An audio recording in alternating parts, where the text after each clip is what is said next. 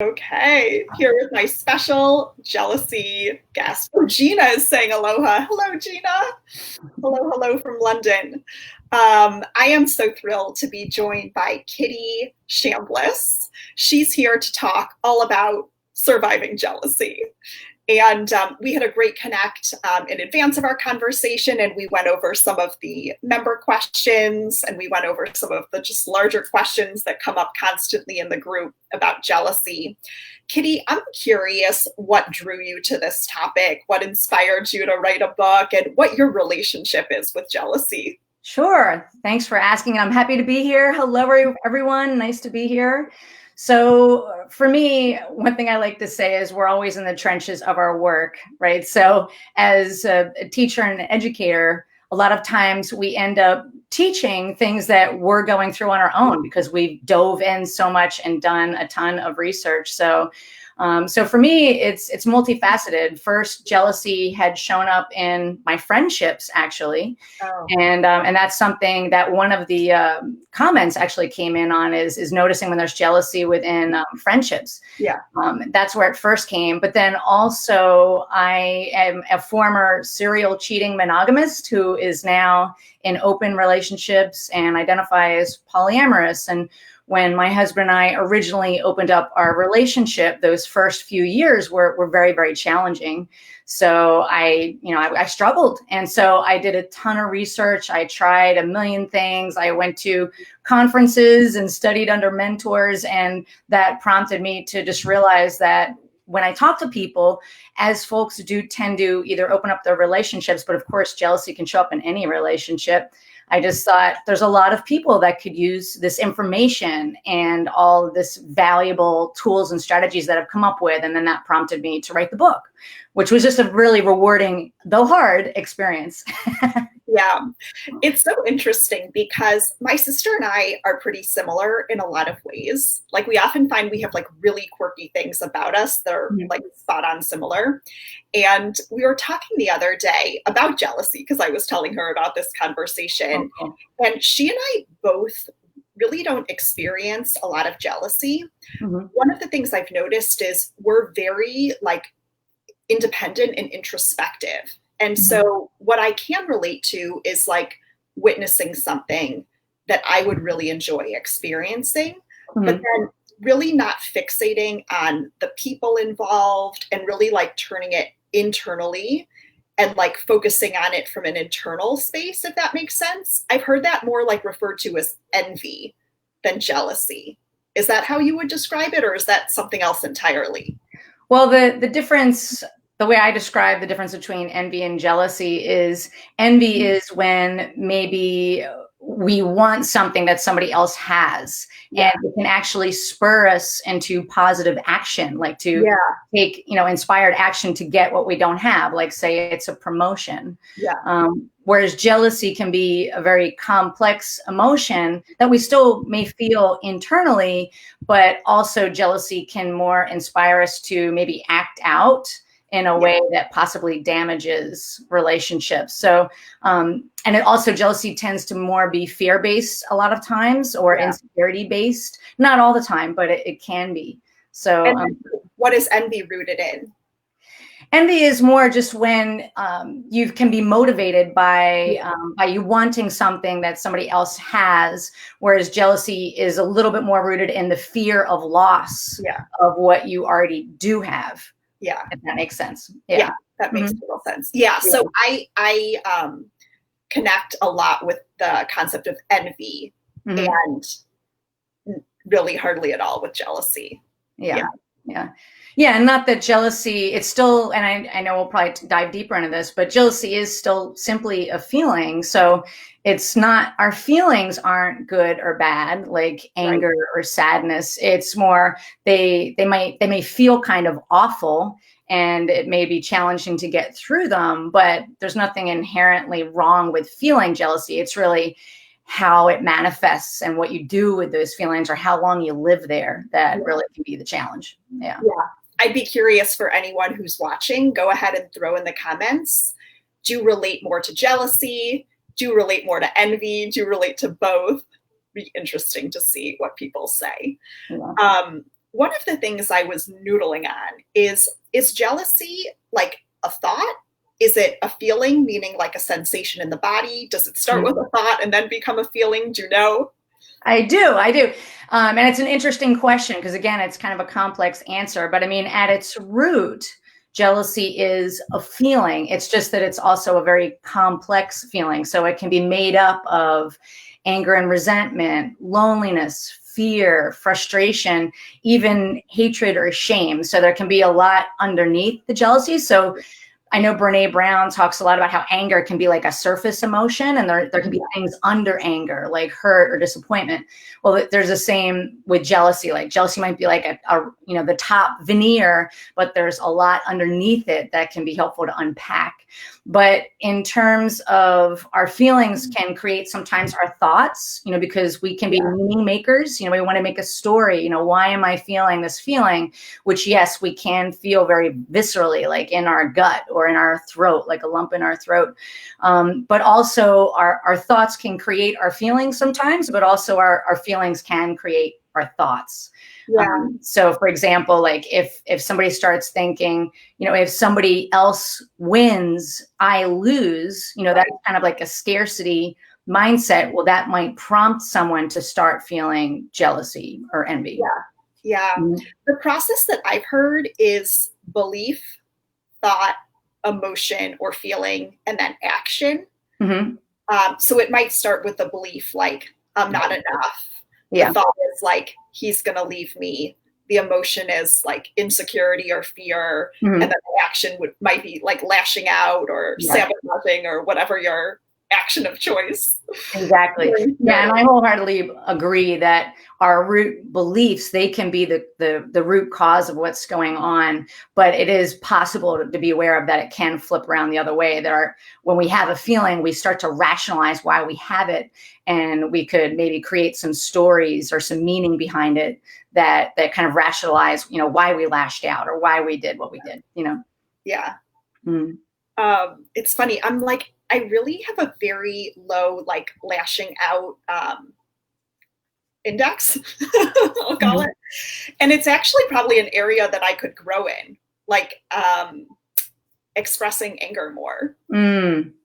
I have a colleague who I really respect with the emotion of anger. Sometimes I grew up with a mother who was very angry. So I was afraid of the feeling of anger. And I know a lot of people can relate to fearing jealousy, like just the emotion of it and kind of run away or deny it. And she said something really interesting that I never forgot, that she loves when she feels angry. And I was like, why is that? And she said, because it's telling her such valuable information. And that's the way I do believe our feelings are. Like, I view them as more like the check engine light on our car. Totally. Yeah, like it's doing us a favor. It's saying, hey, you might want to pay attention. Something, needs some assistance here. So that's the same way that jealousy can work, is it can be giving us valuable information. So it might be telling us that a boundary got crossed, but it also might be a boundary that we never shared with somebody. So there can be some self-responsibility that's involved as well. Or it might mean that some inner work needs to be done if you need to work on your self-esteem. So this is kind of a doozy of a question, but I'm curious, let's say you're in a new situation that's uncomfortable. We'll use the example of opening up just because I think jealousy is very commonly talked about in the opening up process. You're going from monogamous to an open relationship. How do you know the difference between new emotional discomfort and a boundary violation? I think that's a great question. And it's a multi-pronged approach. And I would say the first thing is to stop and pay attention to what's going on. Like, where are you feeling it in your body? And to do your best to pay attention to where it might be coming from and possibly what thoughts might be going on underneath it. So it's really, really powerful to be introspective. And I think then to answer that question requires some self-mastery, some know thyself, because first you would have to either already know what your boundaries are, or what your deep core values are. And then from that place, then you can help discern, is this a boundary violation or is this something else? Am I maybe having some, I'm not good enough thoughts, or am I comparing myself to other people? One thing I like to say is comparison is the thief of joy. We're humans, so we do it, because we're human people, that's what we do. But it can be helpful also to observe, where it's coming from. So I think it's first it's just honoring the feeling and just letting it be okay. And then once you kind of calm down and some of those hormones and the cortisols through your system a little bit, then you can get introspective. And what I like to say is maybe ask yourself really good questions. Where is this feeling coming from? What are the thoughts behind this feeling? Are those thoughts really true, or do I need to unpack that? Or did somebody possibly violate a boundary? And then even after that, did I share with the other person what the boundary is? Because they may have crossed a boundary that they didn't even know was there. Yeah, I've certainly experienced that. I'm pretty new to poly dating, but that was for sure something that happened where I think his partner, so my potential metamor, I think she leans more people pleasing. So she was that was like her compensatory strategy growing up as a way to keep the connection and get love. And it's like super common in women, right? Like ruffle feathers, like good girl, like, sit in the corner, be pretty and be quiet. Yeah. So I think that she, as a way to try to be easygoing and like easy breezy and, not cause problems with her partner, I think she consented to something that was a boundary violation. And then got so triggered by it, it was like it had to just be cut off entirely.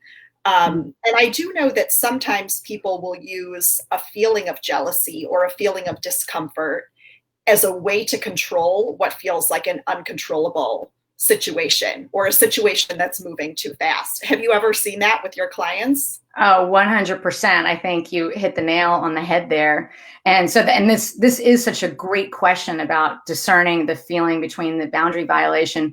What I see a lot of times is when people come to me when they're having issues in their relationships or with negatively charged emotions, is a lot of times there are boundary issues going on, but they're not aware that that's actually the issue, because there's always two people going on with boundaries, right? So we could either not be clear about what our boundaries are, like I mentioned earlier, or not understand what they are, or allow other people to violate our boundaries repeatedly.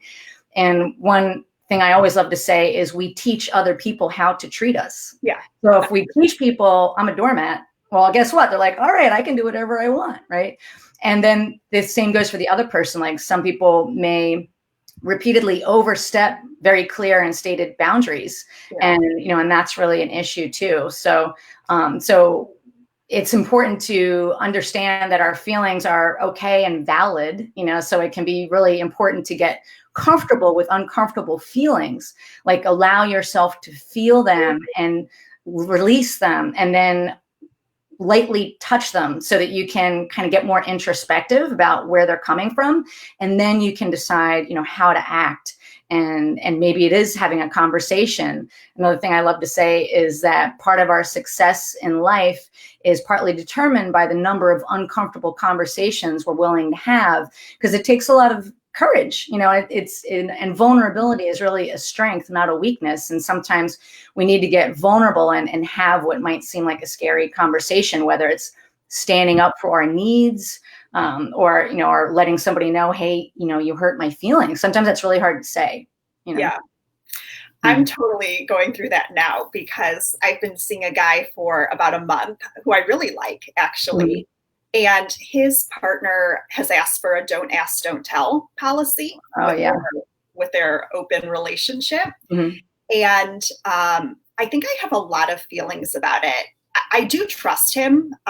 We've had a lot of honest conversations, but somewhere in the back of my mind, I think just because like elevating women and supporting women is really important to me. There's a sense of if I haven't done everything in my power to make sure this is 100%, that there's 100% consent, that in some way, if something bad happens that's not ethical, it will be on me. So there's like an element of that.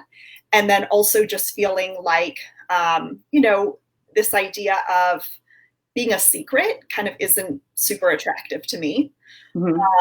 And so it's funny, I've run this by a bunch of people in the poly world, and there's such a divide. Some people are like, actually, you not respecting her don't ask, don't tell and trying to move towards more of a communicative place is actually a boundary violation for her. And other people are like, fucking run, So curious to hear what your thoughts are with don't ask, don't tell. Yeah, I think it's another really awesome question. Thanks for these great questions. And what I would say is it's again kind of falling back a bit to self-mastery. And what I mean by that is knowing what is okay and what is not okay with you, which is partly you understanding what your own boundaries are. And it's totally okay to give yourself permission to decide what type of relationship you want to be in, what type of structure you want to be in. So for example, with don't ask, don't tell, I don't personally like it, but that's just me, right? Because other people can do whatever they want, right? But what I don't like about it is it feels like it's circling the drain a little too closely to cheating. And there's just a little bit too much of a gray area that you may not know exactly what's going on kind of behind the curtain. But that's just for myself. So for me, I have a boundary that I really don't necessarily, or at least proceed with caution, if somebody tells me that they are in a don't ask, don't tell type of situation. And then with that information, I can then decide how I want to proceed.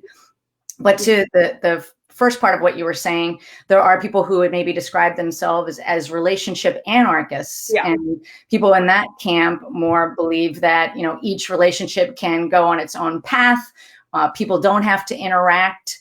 And that's how they choose to live their lives. And they want to maybe date people who subscribe to that thinking also. And that's okay. But, I may choose not to date somebody who maybe describes themselves that way. So I would say it more comes down to, again, self-mastery, and it may evolve. So it may evolve over time, what is okay with you and what is not okay with you. Or it may even be per relationship. You might be okay with certain things over here, but maybe not over here, partly because of that person's personality or their value system. And that's okay too. So I think over time, it's a skill that we can all develop to be able to listen to our intuition, be able to unpack our feelings, and then be able to communicate in a caring and compassionate way where we are without becoming a doormat, like we said earlier, right? It's really one of the things that I'm most enjoying about polyamory is that confronting the feelings and having a conversation about them is really the norm. And it's really kind of expected, at least in, higher functioning open relationships and polyamorous setups. One of the things I was thinking is, again, just trying to bring everything back to my locus of control is communicating to him, I'm open to exploring this and kind of see how I feel about it as we progress, if that's what happens. And also letting him know that my preference really would be, I don't need to have a relationship with her, but it would be nice to just, have a quick moment of connection. She knows I'm a human being. She knows that I exist. And let her know that, if she wants to evolve don't ask, don't tell, that's great with me. And I'm open to that. So. Yeah. And I think that's a fine way to go, because you're speaking your truth, you're being honest and transparent, and also even putting a question mark there, but from a place of, I'm not sure how this is going to go. This is where I'm at right now. That could change. And I have heard some people say that they at least want to be able to be civil, with their partner's other partner, or maybe just have a conversation, even if it's over the phone, just to make sure, there isn't any funny business going on. And then maybe they never talk to them ever again, you know? So I think, you know, it's really you honoring what feels like you're in your integrity and honoring your, you know, your value system and your needs. But yeah, I think it's also okay to say, I don't exactly know how I feel about this. So it could change next week or next month, but this is where I'm at right now. Yeah. It's really great work for me too, because, and the group knows this, my mom, when I was around my teenage years, became super manic. And as a way to cope and handle it, I basically like didn't allow myself to have any needs or voice needs. And I took care of her needs. And we all kind of as a family took care of her needs. And as long as she was relatively stable, then everything was good. And so my work in my adult relationships has really been like allowing myself to have and voice needs, which is out of my comfort zone. Yeah, 100%. One thing I wasn't necessarily planning on talking about, but are you that familiar with the drama triangle or the victim triangle? No. All right, I'll give you the quick skinny on this. So it's fascinating once you learn it. So there's something called a drama triangle. And if you picture an upside down triangle, there's 3 positions. So at the bottom is a victim, somebody who's in kind of a victim position, right? Or has a victim mindset. And then on the other 2 positions up here, there's a persecutor and then also a rescuer. And I thought of it because what you were describing sounds like often you were in the rescuer position with your mother, right? And I can relate to that too, just using my own family as an example. So my mother suffered from some depression and, you know, huge amounts of anger, like I mentioned earlier.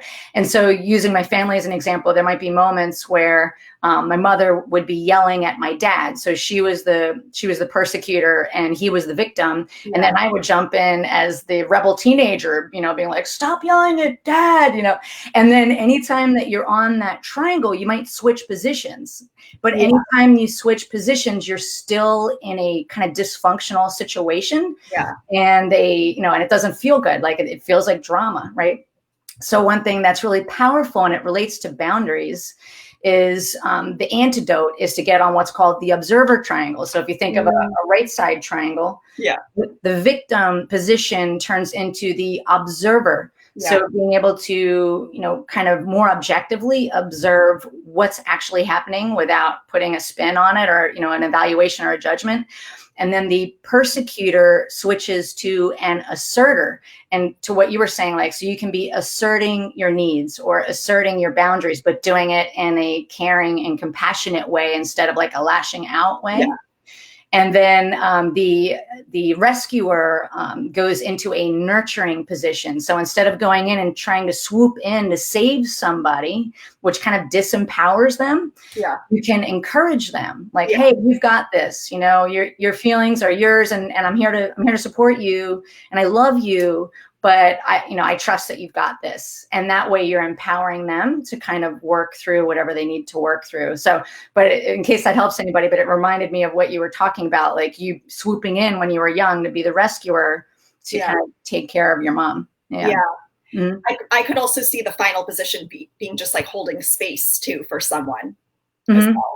Yeah. And holding space, I would say, would be more of like the nurturing. Like you're just like, I'm here for you. You know, I love you. You know, I'm not going anywhere, but you're still understanding where one person ends and the other begins. You know, that's like a more healthy way to, and we're all on the spectrum, right? So it's just kind of learning, like, you know, how do we gently continue to move towards, you know, healthy behavior and healthy relationships to the best of our ability? Because, you know, we all have wounds and bruises, right? And places we came from. So. Yeah. And it's so funny. Like, you know, Esther Perel talks about our relational dowry. And so often we just think others have the same relational dowry as we do. And everyone has such a different relational dowry. Some people might have jealousy, some might not. We all have our stuff. So 100%. Yeah. I'm curious if you want to share maybe 1 or 2 favorite exercises from your book, The Jealousy Survival Guide, that could help someone who's wrestling with some jealousy right now. Sure.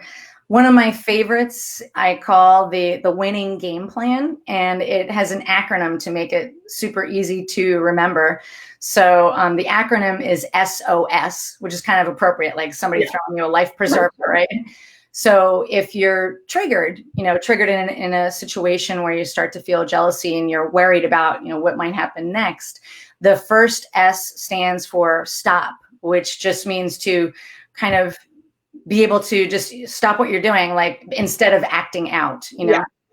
So, and then I'll just move into the second one, which is to observe. So that's what the second letter is. So stopping and observing could be like, okay, before I take any action, I'm just going to stop what I'm doing. And that might mean excusing myself and going to the restroom, or going to freshen my drink, or saying, whoa, I feel a little triggered right now. I need a timeout, And then the O for observe is being able to observe what actually happened instead of your interpretation, or Brene Brown talks about the shitty first draft, and, any spin you might be putting on it, and also observe what you're feeling. Like, are you feeling it in your gut? Do you feel a lump in your throat? Yeah. What's going on?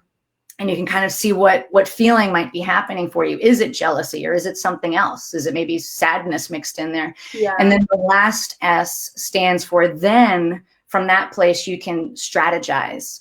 So, and what I like to differentiate is needs versus strategies. Like our needs are similar to values. So they're life affirming, positive, and beautiful, and never in conflict. Whereas strategies are things we come up with sometimes to get those needs met. Yeah.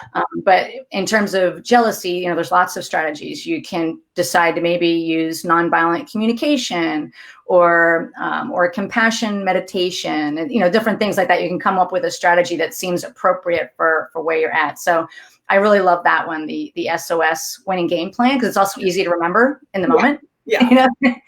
And then another, I would say, before we go on to the next one, yeah, I have a question about processing. When do you think it's appropriate to do SOS solo, or to process alone or with a therapist? And when is it helpful to involve the partner that was enmeshed in the jealousy feelings? Mm-hmm.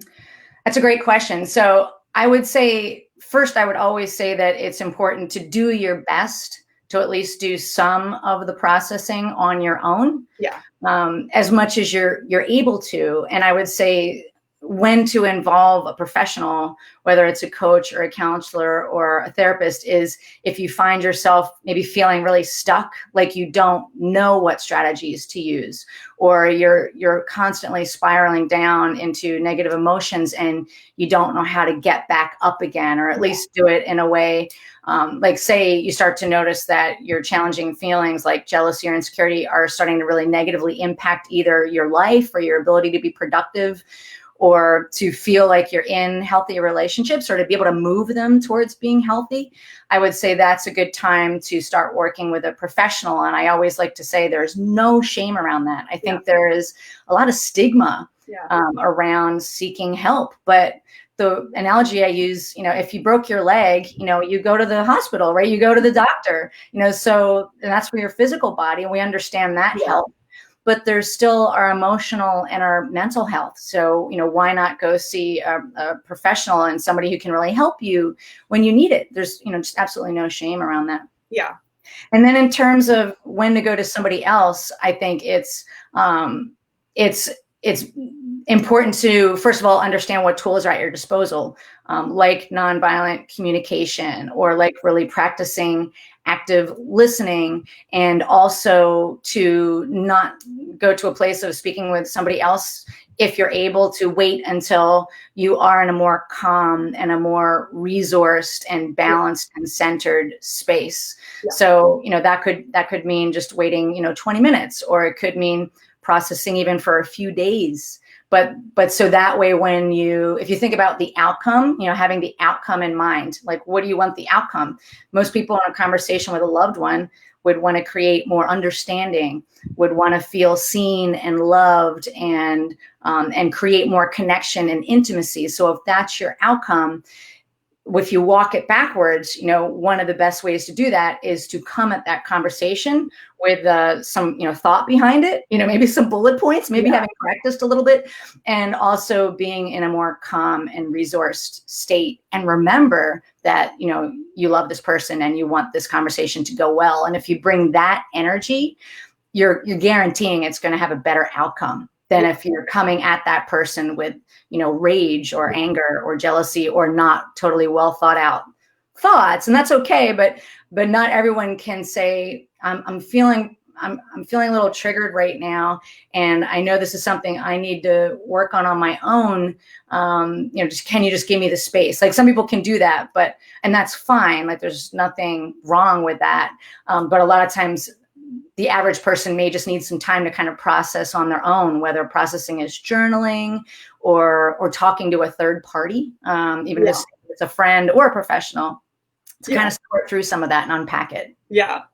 It's interesting because, the research and the data shows that a feeling often passes, 30 seconds in the body, somewhere around that time frame. And I know I've heard you reference, like, the feelings of jealousy can subside within about 20 minutes. And yet, I see people in the group that over the course of years are struggling with the same jealous thought and feeling. And I'm curious, do you have any sense, like, why for some person the jealous feelings can subside within seconds to 20 minutes, whereas for other people this is like a lifelong struggle, and it's the same thought and it's the same images in their mind that they're seeing that are causing these jealous feelings? That's another great question, and I would say there's another multi-pronged answer to that. And the first is that sometimes we end up feeling comfortable in certain kind of emotional states. So, using my mother again as an example, like, she was just an angry woman. Like, most of her life, she was just very angry. So sometimes we can just feel comfortable in a certain emotional state, and it can be it can feel like getting out of your comfort zone to forcibly kind of do the inner work, which can be challenging to move towards, healthier thoughts, healthier feelings, and healthier behaviors. So there needs to first be kind of a desire for change, and we all can change if we want to, but there can be just periods of our lives where maybe we're not really ready for change, or just getting the fear of the unknown, or fear of change itself can sometimes cause people to kind of stay in that spiral, so to speak. So first there needs to be a desire for change, but then even when somebody has the desire, sometimes they don't have the tools. And so they may kind of dabble at solutions on their own, but they're not really getting where they want to go. And that's another excellent example of when it might be great to reach out for a professional who can kind of get you from point A to Z quicker. And also before you quit, sometimes people will quit. And so they'll just keep kind of fall back to the familiar. Yeah. There are two really interesting points that have come through in the comments. So the first is someone who said, seeing my husband hugging a friend of ours. And I know that it's not the first time that she has had an affair with a married man really triggered me. What would you say to that group member? I think what's interesting is there is such a thing as what I call cowboys and cowgirls. Yeah. So that the way I describe that is there's rational fear that comes up around jealousy, and there's also vulnerability around it. Can you define that for anyone who's unfamiliar with the term? Of course, yeah. So what I mean by rational fear is cowgirls and cowboys. Oh, that's what I'm getting to. Yeah. That's what I'm trying. Yeah. So meaning, like, there are people out there who may be trying to steal your man.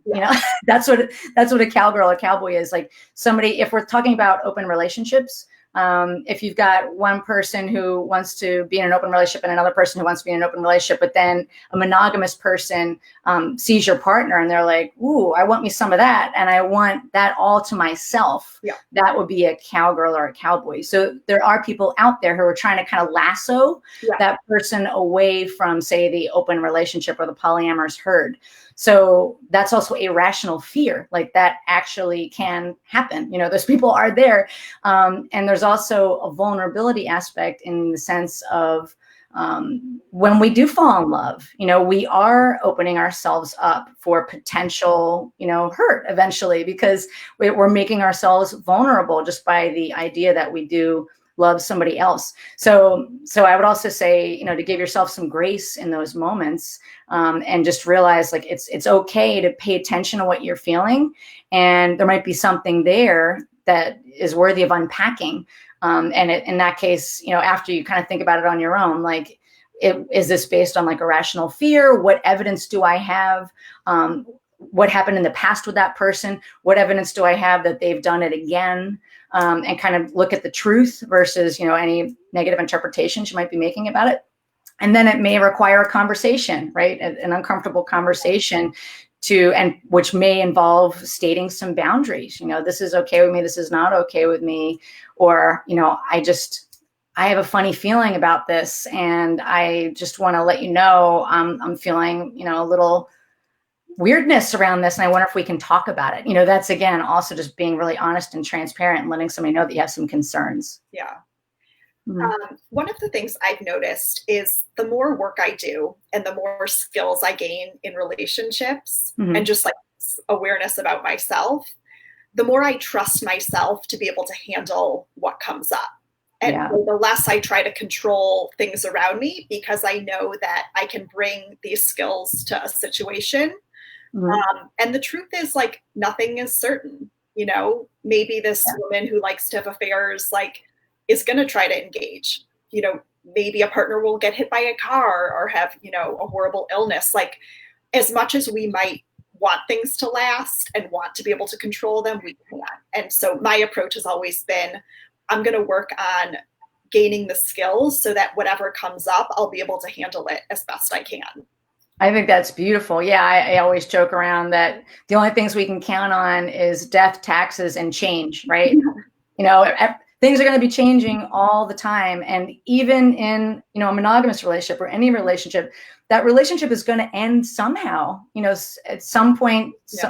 We're going to, not to put a weird, spin on it, but we're not going to be on the planet forever. The partner we're with isn't going to be on the planet forever. So at some point, some way, all relationships will change or end or evolve at the very least. Yeah. So I agree with you 100%. Like, it can be really powerful to remember that you can control yourself, but you can't control other people, or that change will happen. So having that inner security, that confidence, developing tools and strategies and practicing them and seeing the rewards that come out of doing that work. Yeah, I 100% with you that's really rewarding. And it can give you a real sense of confidence and even inner peace and calm. Because at the end of the day, at some point, it's kind of like we're all on an ocean, just rolling on a wave, and it can be challenging to deal with all that uncertainty. At the same time, oftentimes we end up creating our own suffering when we're trying to control things that we can't actually control. And if we just kind of let it go and to the best of our ability and work on what we can, which includes, our inner life and the skills that we have, that can just give us a sense of confidence and calm as we move through life. Yeah. There was another comment. So the group member wrote, regarding consensual non-monogamy, why am I okay with the sex, but I freak out because he bought her Reese's or took her to a restaurant I haven't been to, or changed something about himself due to something she said. It's all of these unexpected little things that cause me to be upset. What would you say to that group member? Well, I definitely first just want to honor that person. I can't see their name either, but I just want to honor you for being here and sharing with us so vulnerably. But and also I would say to give yourself some grace and just your feelings are valid, and to kind of dig in a little bit deeper to what's going on there. One thing I've noticed is, this is a generalization, but oftentimes women feel a little bit more jealousy or anxiety around like emotional intimacy, whereas men tend to feel a little bit more anxiety or jealousy around sexual intimacy, sexual sharing. So some of it's the way we were brought up, is the way women were taught to, girls were taught to be women and boys were taught to be men, but some of that can be unlearned if you want to, but I think keeping in mind what I was saying earlier, that, comparison is a thief of joy, or also jealousy is partly based in that scarcity mindset when that person wins or that person has more than I do, I lose. Whereas abundance thinking is more there's plenty to go around for everybody, you know. But it's also okay to make a request. Like if you have a special restaurant, it's okay to say, you know, hey, is it okay if that special restaurant is only just for the two of us? Mm-hmm. But I would say in order for that to be an honest request, you need to be able to hear the answer yes or no, right? But maybe your partner will say, yeah, I'm willing to do that. I'm willing to only go to that special restaurant with, you know, just you and nobody else. Yeah. And, you know, so you may be like, woo, you know, win, you know, and that way, you know, everybody, it's like a win-win-win in that situation. Yeah. And I always see this in a positive light. You know, this woman's metamor, meaning her husband's girlfriend, is illuminating maybe unvoiced or unmet needs in her. So she's this metamor is showing her maybe it's really meaningful for her to get like a little gift throughout the day or throughout the week. And she can express that now. And she hadn't realized it before, but she can express it now to her partner. That's a great point. And you just made me realize too, it could also be interesting to find out what each person's love languages are. Maybe one of her love languages is gifts or quality time, like being at the restaurant. So again, from that place of self-mastery and knowing how to support your partners, it can be also helpful to find out what are their love languages, because that can be super powerful. But I love what you said too about just kind of understanding what needs may be there that are unmet and figuring out, you know, what can I do to get these needs met? Yeah. And another thing I noticed from the comment was she mentioned that her partner changed something about themselves because of this metamor and that she had asked him to do it. And it could be a beautiful opportunity. I mean, if it's a positive change, maybe they stop smoking, a positive opportunity to acknowledge her partner for working on themselves and doing that personal growth and like provide that affirmation. And then also share something that, you know, she has noticed, you know, in a respectful way.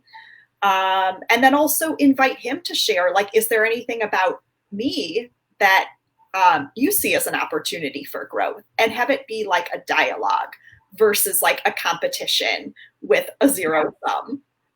Yeah, I love that too. And yeah, I would say one antidote towards jealousy or even any challenging like comparison games that might be going on is deep appreciation. Like, you know, so to what you said, like really appreciating maybe the positive changes that you see in the other partner, or, you know, appreciating what the metamor is bringing to your life. I've even heard some people say that they appreciate that some of the pressure has been taken off of themselves because their partner is able to do things maybe from an energy place or things that you don't necessarily want to do. They're able to go do that with the other person versus feeling pressured. So there can be like a deep appreciation about that. Yeah.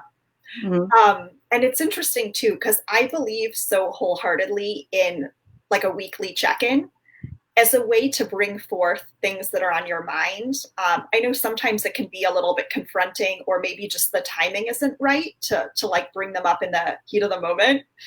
But to have, let's say it's like Sunday evenings where, you know, you carve out an hour and that's like sacred time, like you don't schedule things over it, and you have an opportunity to show gratitude and appreciation for the other person and vice versa. And you have an opportunity to bring something forth. And then that way, both people have time to kind of like prepare themselves for that conversation versus like, we need to talk, you know? So I'm a big believer in that. And we have some really good templates that we've shared in the group for like those rituals and those conversations. So I can link them up here if anyone wants to start doing that. That's beautiful. Another thing that the commenter said is we all have such a different perception of sexuality. And what if the hug my husband gave her was from a very innocent place, but it was super sexual for her? And then they went on to say, I feel right that I asked him to stop because it was triggering for me. So, great. Okay. So a couple more questions. So I was reading a really interesting blog post the other day, and the author of it described jealousy as fear dressed up as the illusion of control and possession. Mm-hmm. Curious, agree or disagree? I would say with that, it certainly can be. I would say it kind of depends. So I would say, again, coming from that place that first remembering that jealousy is a very natural and normal emotion is great. But I view that there's really 5 jealousy triggers. So certainly some of those jealousy triggers can be possessiveness or low self-esteem, or that desire to want to control somebody else's behavior. And those are typically rooted, yes, in fear of loss a lot of the time, but also in maybe it can speak to like some insecurity issues or some things from the past that maybe need to get worked on or cleaned up. But there are some other jealousy triggers, which we touched on earlier, which can also be rational fear. So rational fear could be, oh, there's a cowboy or a cowgirl trying to take away my partner, but also it could be, hey, I'm stuck at home with the kids and I'm not getting enough quality time with my partner, like a real loss of time. Like that's tangible, that's real, and that's rational, right? Yeah. And then also the vulnerability that we all find ourselves in relationships, which is, hey, this could go sideways, or it could be a bad situation. Like it's real vulnerability that we all as human beings experience. So I would say yes, jealousy can be fear dressed up as control and possession, but it also can be rational fear or being human, or that kind of vulnerability that we realize. And what I would say is that I think oftentimes jealousy gets a bad rap, so we might like deny it or repress it or try and run away from it like it's this big monster, especially if we are in open relationships. We might have to overcome some of that monogamous programming if that's where you want to go with your life. But again, just keeping in mind that jealousy can be very complex and have deeper things that are going on, like I said earlier, of like the anger, the resentment, sadness, loneliness. There can be things that are worthy of looking at. So yeah, that makes sense. So someone just asked, what do you think about jealousy coming from a lack of confidence in your partner to make decisions that won't hurt the relationship?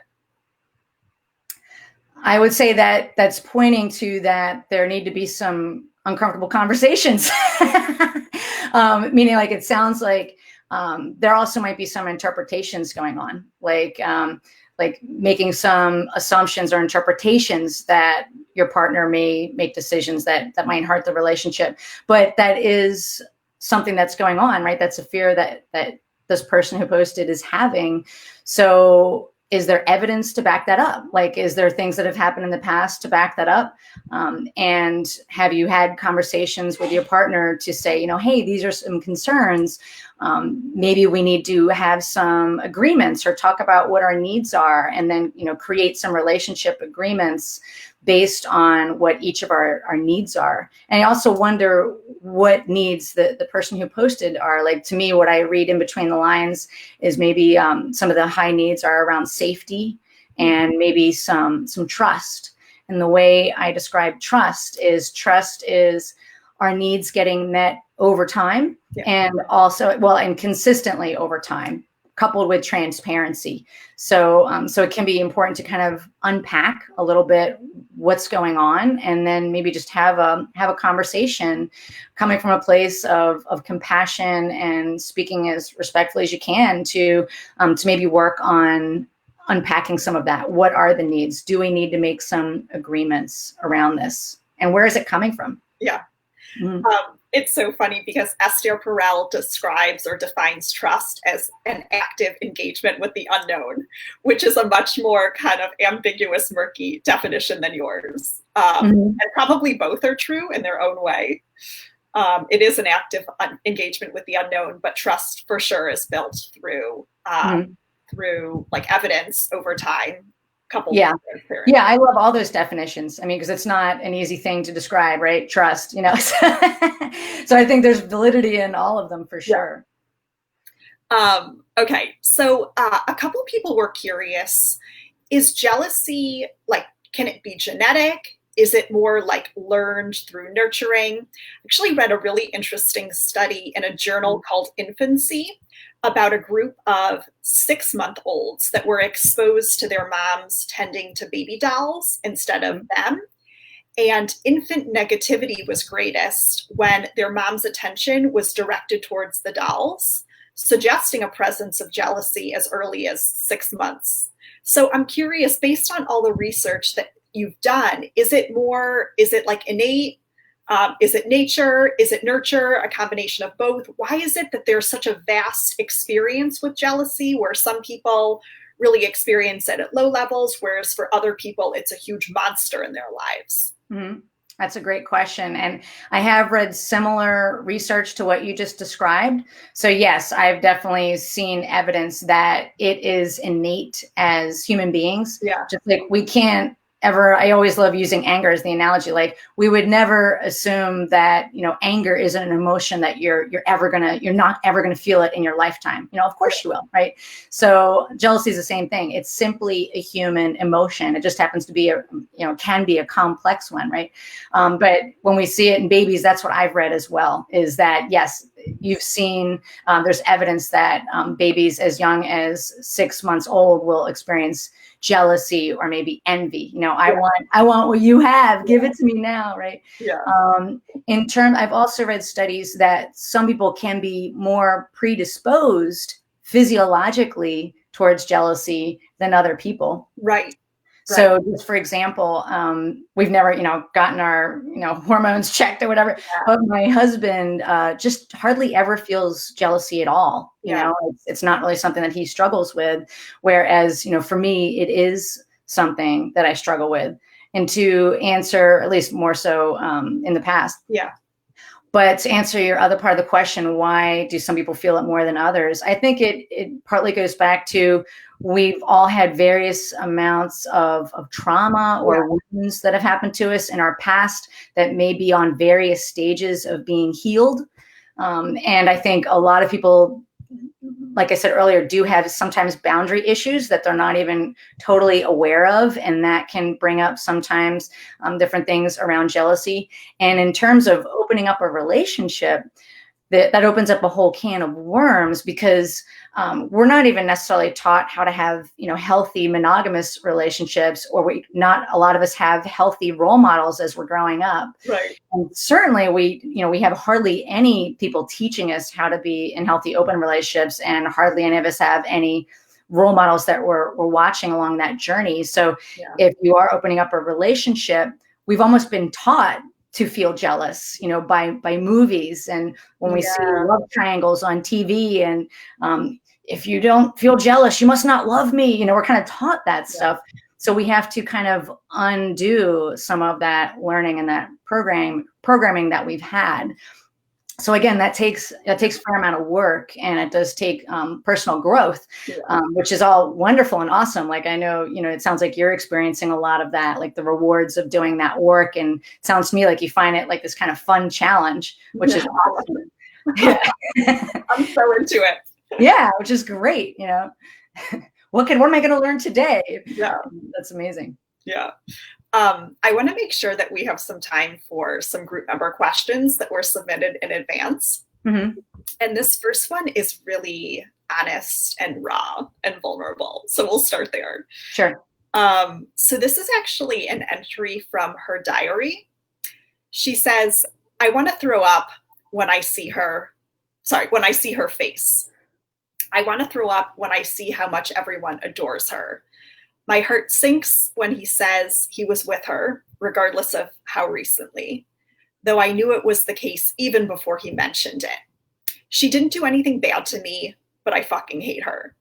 I hate that he likes to fuck her. I hate that he wants to do the same sexual acts, including attire and accessories, with me that he did with her. Question: why am I experiencing these feelings? What do I do with them? And is there anything for me to learn from them? Well, that is such a vulnerable share. So first, I just want to honor that person for the courage and the strength to share that journal entry with us, and that transparency. So jealousy can be made up of hatred, so I did hear words of hatred in there. And again, we're human, like that can come up.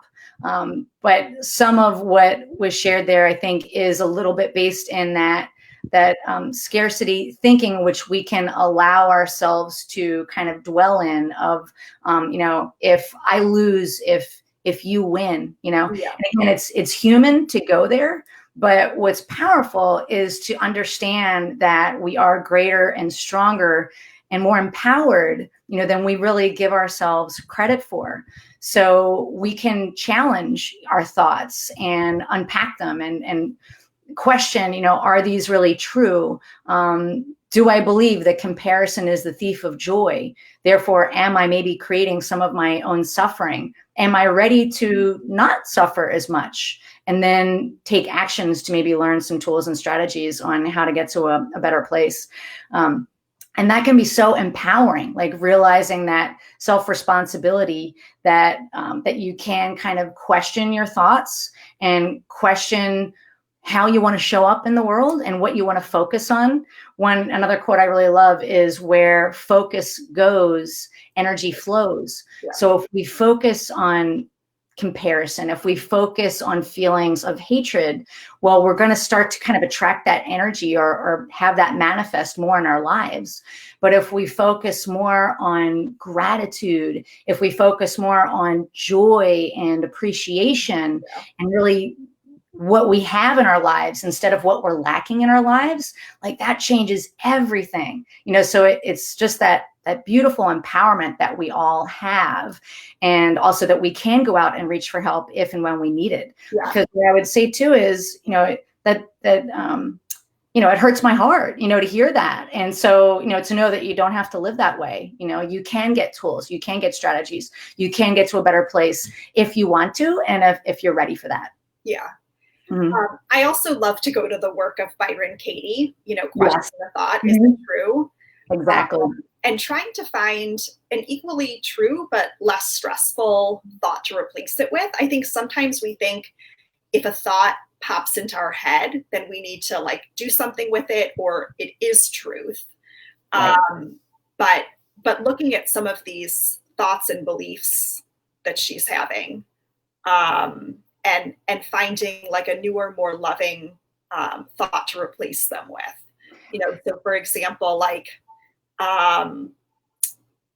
he shouldn't do the same sexual acts with her that he wants to do with me, and finding some reasons, actually maybe they're inspiring some really great sex that we're about to have. Yeah. So there's that. And then also there was one, I really work to make it a practice that I never want to put my own self-worth in someone else's hands. Mm. And it looks like there's a little bit of that where when he chooses her and only her, then she's worthy. But if he chooses both of them, she's less worthy. And if he's interested in her, then she's even less worthy. So that was another thing I noticed, is working on that. And it's such a subconscious belief, Yeah. Because I agree 100%. I love everything that you said there. And I think that's where working, once you unpack it, working with a professional can really help, because that's really what I see a lot and can be really common is what I call a gremlin thought. Gremlin is any type of I'm not enough, I'm not good enough, I'm not worthy, and those are sometimes really deep rooted from something from the past, like an old wound or some trauma. And that can, be dragged out into the light and healed. And that can be a really, beautiful and amazing process. Another technique I share with people too is to, ask really better questions, or to what if effectively. A lot of times we'll get ourselves into a scary place if we're what if he leaves me and rides off into the sunset with her and I never see him again? What if she's better in bed? But instead we can ask better questions, what if this is the best thing that's ever happened to me and I just don't know what the gift in this situation is? What if he's learning valuable skills over there in that relationship that he's going to bring over into our relationship that I don't even know how beautiful that's going to be yet, Yeah. And that can, again, change everything, like flip it around. Yeah. Yeah. I think so often as human beings, we love to think we know the right way or the best way. Mm-hmm. And so often, I think there's a book called Obliquity, which is all about how things happen in like super unexpected ways. I often tell the story of the foundation of this Guru, which came through like probably one of my most painful relational experiences that ended in ghosting. And so like you would automatically think like no one wants to be ghosted, but it led to incredible like growth and this community that is like my purpose and my passion. So that's awesome. That's awesome. Yeah. So like, that's the same thing. Like, what's the gift in this situation of getting ghosted? You created this amazing community of like 12,000 people and became like this beautiful light for all of them. I love that. That's a great example. Yeah. So I really like this question. There are a lot of different elements to it. Mm-hmm. So they write, my dominant core wound is about not being chosen. I also have a strong need for fairness. These two factors create instant jealousy and often emotional flooding as a result.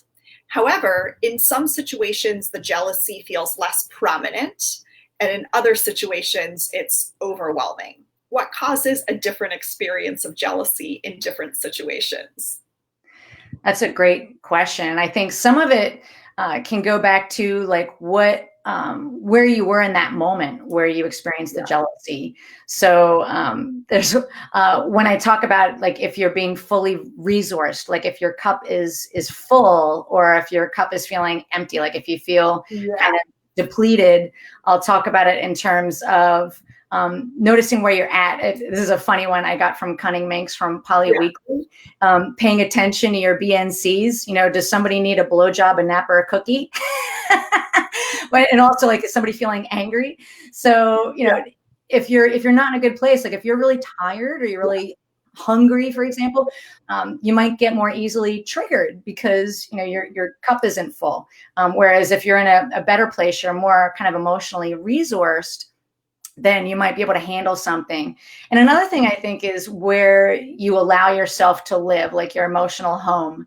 So if you start to live more consciously, like with some effort, maybe in gratitude and love and maybe optimism, and do your best to live in that place. Well, from that place, I've read in one book called Letting Go that love is the best survival strategy. like feeling love, sharing love is the best survival strategy.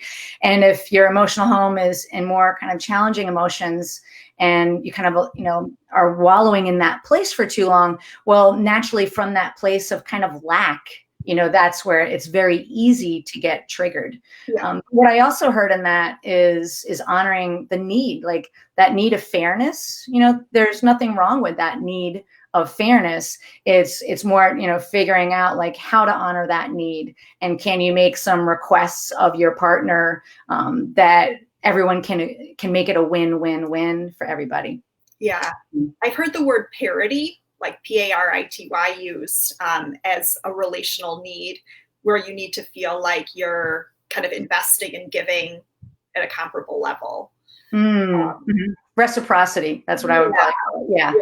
Having there be like mutual respect and mutual reciprocity is definitely on the path towards a healthy relationship. And it's interesting too, because like speaking of engine warning lights, you could almost use it like, wow, like I'm experiencing a lot of jealousy. Like what's going on in my life? Is something else off? Do I have, do I need a nap? Do I have needs that aren't being met?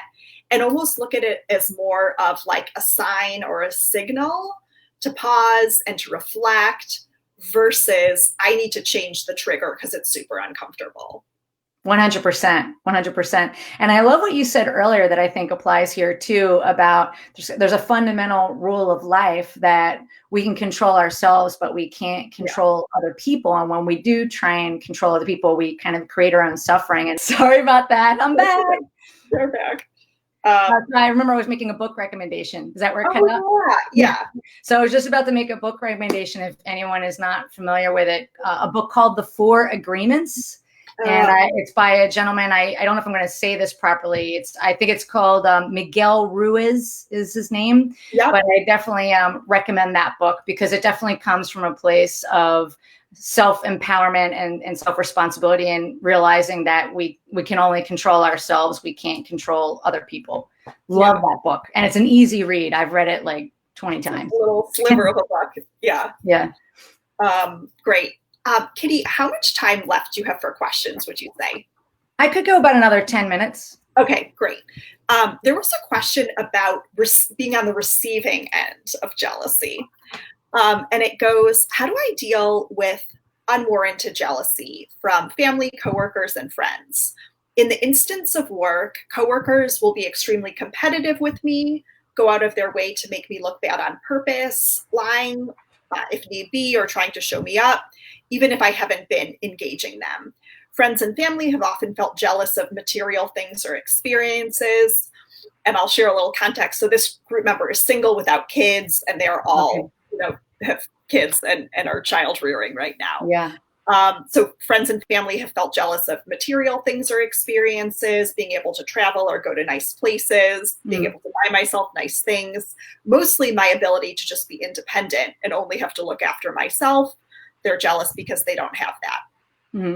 In order to not be a target for jealousy, I sometimes try to minimize my achievements and my voice, but that doesn't even seem to stop the jealousy. The more I try to ignore it, the worse it gets. Any suggestions?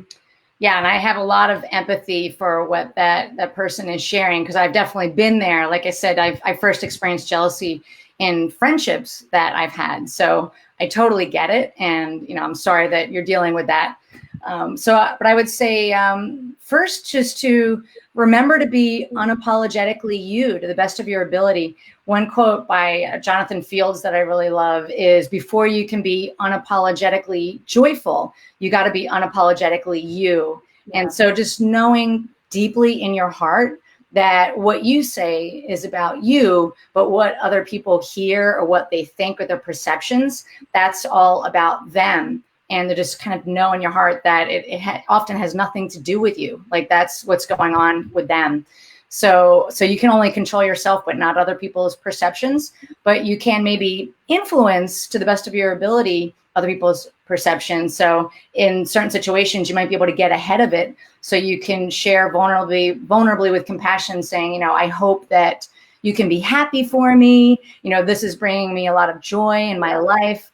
But at the end of the day, once you share from that place, it's important to just kind of let it go. And then whatever's going to happen is going to happen. But you can, go ahead. I do know that this group member really leans towards fixing. She really likes to fix. Yeah. And so I think that's an additional element, is this inability to just like let it go and make it about them, but like really wanting to fix it. I love how well you know all your community members when there's that many. So another book I can recommend, it's a little bit more about emotions, but it is a book called Letting Go. It's by, I forget the full name, but the last name is Hawkins. But at some point you can only do the best that you can do. And then from that point, it's about letting go. And then other things that you can control are kind of your own boundaries. So if some people in your life kind of consistently are kind of what I call dream stealers, like they just keep trying to like steal your dream, or you start to notice like you're not being your best self around certain people, because some people might maybe bring that out in you, whether it's from the history or whatnot. It can be powerful to just set some boundaries, like, hey, maybe I'm going to distance myself from certain people in my life, or spend a little bit less time with them. Like, you don't necessarily have to cut them out of your life, but you are empowered to decide who to spend your valuable time with.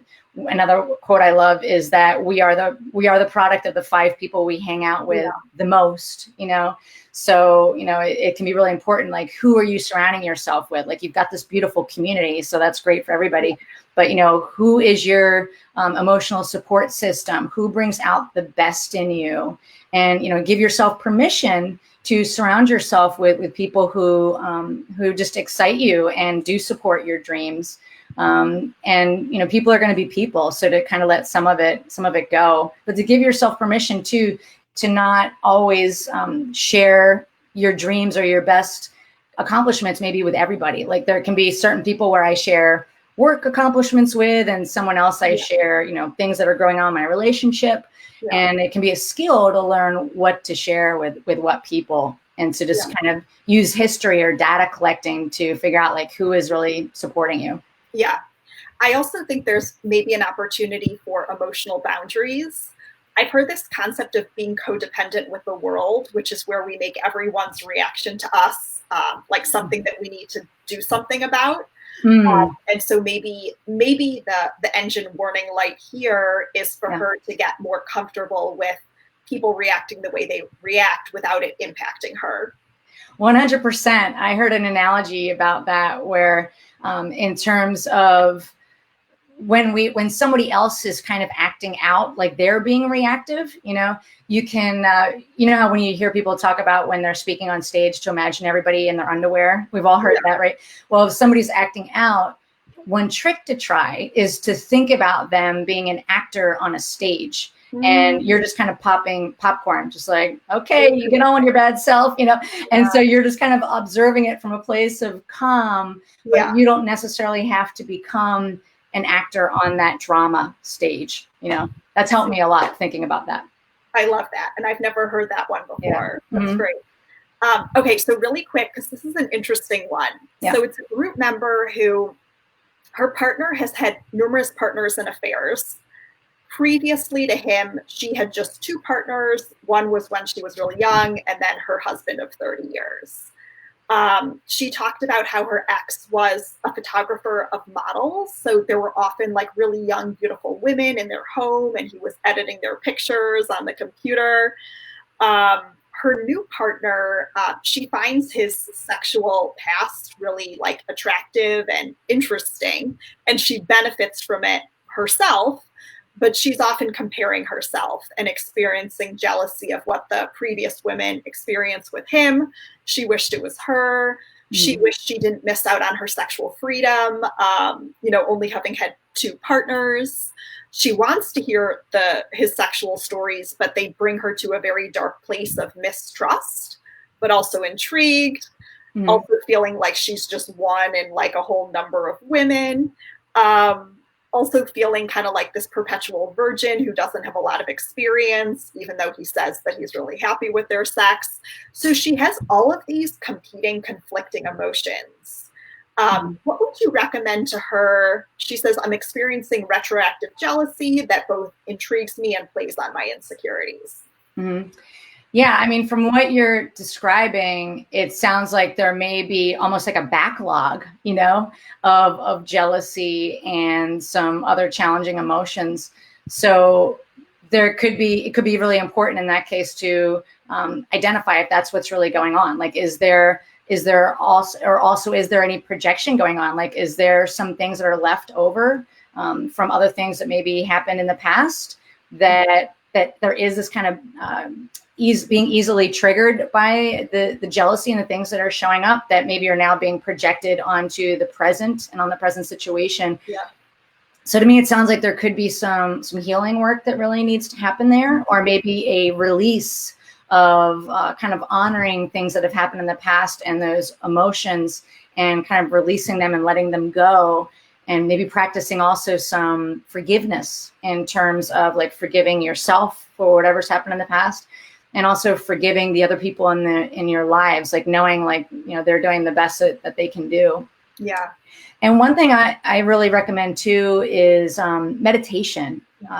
Whether it's compassion and kindness meditation, that can really help to balance and center you, and also help you listen to what's really going on. Like if there are other things from the past that are coming into the present moments, and maybe also give some clarity about how to move forward and what to do next. But again, I would say there's no harm in reaching out for help if you need it, because you don't need to live that way. So it sounds like that's a lot to handle. Yeah. And for anyone who's unfamiliar, projection is when you have an experience with one person in the past, and then you make that experience about a new partner. So you're projecting things you experience with one partner on someone who's completely unrelated to them. Yeah, thank you for that. Yeah. Yeah, no worries. Okay, so I know you have a busy day, you got to run. Do you want to tell us about anything that might be useful for our group that you have going on over the next few weeks? 100%. Thank you for letting me do that. So you can always go to my website. My website is lovingwithoutboundaries.com. And there you can find my podcast of the same name, my blog. You can learn more about my background. And I also have written a book, which I'm also giving a free online masterclass for next Wednesday. It's Wednesday, September 23rd at 3 p.m. The masterclass, it does center around jealousy, but it talks about the 5-step formula my clients use to create healthy, loving, open relationships. It does come through the lens of being in an open relationship, but it's really under the umbrella of any healthy relationship. So there's still things that anyone can learn no matter where you are on that spectrum of your relationships. And it can also be helpful even if you are single, because it starts with that inner work that we've been talking about, that inner security and balance that you can feel. And so to join that, you can join my Facebook group, which is also called Loving Without Boundaries, Healthy, Open Relationships and Lifestyle Freedom. And because that's where the Zoom link can be found for the event. So I welcome anyone here to come join that masterclass next Wednesday, September 23rd. Awesome. And then you also have your book, The Jealousy Survival Guide. People can find that on Amazon. Yep, I have a copy right here. Here's what it looks like. Jealousy Survival Guide, How to Feel Safe, Happy, and Secure in an Open Relationship. And that is in print, Kindle, and Audible. The Audible has some fun Easter eggs at the end if you're curious, just to make it a little extra fun. Awesome. Yeah. Well, thank you so much, Kitty. Thanks to everyone who shared vulnerably and submitted questions. And you're in the group, so I guess people can say thank you. Absolutely. They can message me right in the group here. Thank you for having me. Thank you for having me here. And also thank you for having me in the group. Yes. Yeah. And for everything that you're doing, like, it's just amazing. So I love this group. I love what you've done, and how it's grown in such a short period of time is just remarkable. And to me, that shows all the hard work you've put in and just the love that you're putting out there and the energy that's attracting people here. So yeah, beautiful, beautiful. Thank you. Well, have a great rest of your day. We'll catch you. Thank you. Thank you. Bye. Bye-bye. Bye, everyone. Have a good rest of your day. Thanks for joining us.